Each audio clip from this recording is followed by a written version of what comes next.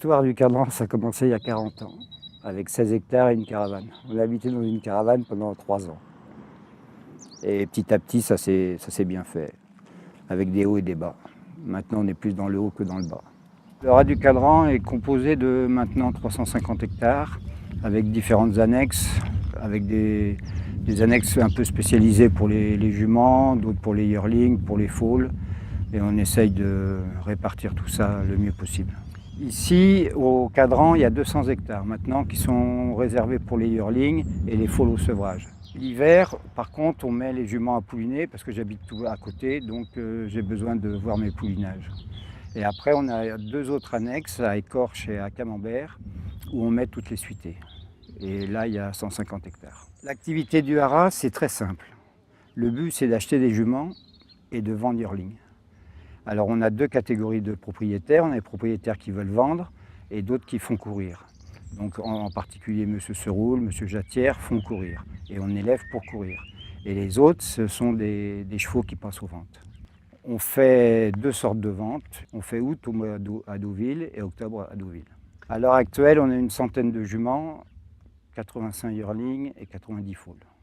Moi, je pense que pour élever des chevaux de course, il faut qu'ils soient dans le confort. Il faut que les chevaux soient dans le confort tout le temps. Donc, il est hors de question de les laisser dehors l'hiver. Les chevaux sont rentrés tous les soirs pendant l'hiver. Et l'été, on les rentre dans la journée, on les sort le soir.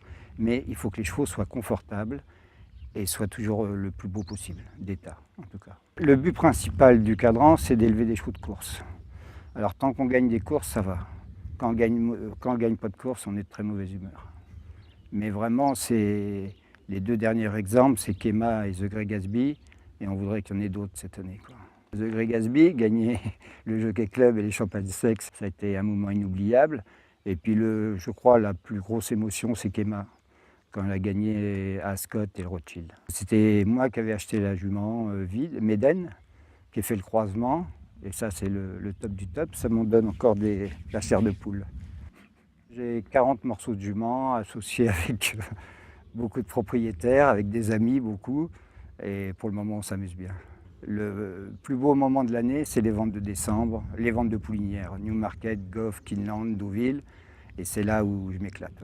C'est ce que je préfère. Parce qu'on rentre des nouvelles histoires à chaque fois. À chaque fois qu'on achète une nouvelle jument, c'est une nouvelle histoire qui commence. Et moi, j'aime les belles histoires. Et en principe, il faut mettre un peu d'argent pour avoir des bonnes juments. On a été fous sur une jument, on a dépensé 750, mais on peut en acheter une à 20 000, on peut tout faire, mais on peut devenir fou aussi. Pour mes juments, en tout cas, je fais les croisements en concertation avec mes associés qui me laissent carte libre. Et par contre, je ne fais jamais mon budget de saillie, parce qu'autrement, je crois que je me suiciderais.